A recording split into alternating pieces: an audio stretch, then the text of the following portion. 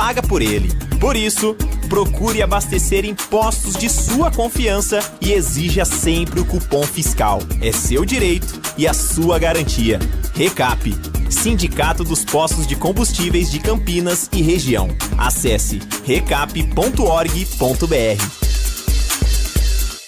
Você está ouvindo o Rádio Bandeirantes Campinas. ZYO 260, FM faixa estendida 85,7. Rádio Bandeirantes, fechada com você, fechada com a verdade.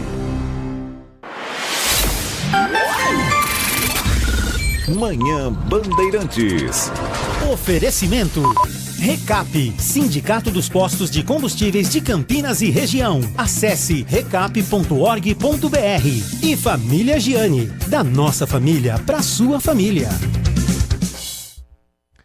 10 horas da manhã, 1 minuto. Muito bom dia, excelente terça-feira para você que segue na Rádio Bandeirantes Campinas.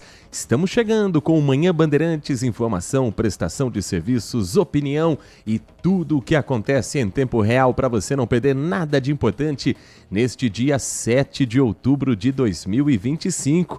Eu, Heitor Fredo, agradeço a você que está conosco e que amanhã terá mais uma edição do Jornal Gente, sempre na Rádio Bandeirantes a partir das 8 horas da manhã.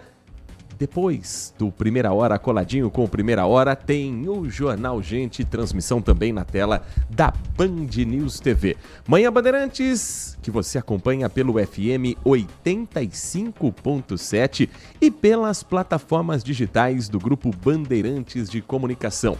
Obrigado a você que está conosco pelo aplicativo Band Play, pelo portal bandmulti.com.br e que em instantes vai acompanhar também pelo nosso canal do YouTube. A telinha está ali ainda no Esperando, mas em breve a transmissão iniciada em youtube.com/Rádio Bandeirantes Campinas, direto dos nossos estúdios no Complexo de Comunicação João Jorge Saad, de onde falamos com os trabalhos técnicos de Leandro Lopes na mesa de som e na central técnica, com o Edson Freitas e com a coordenação do Gil Kleber.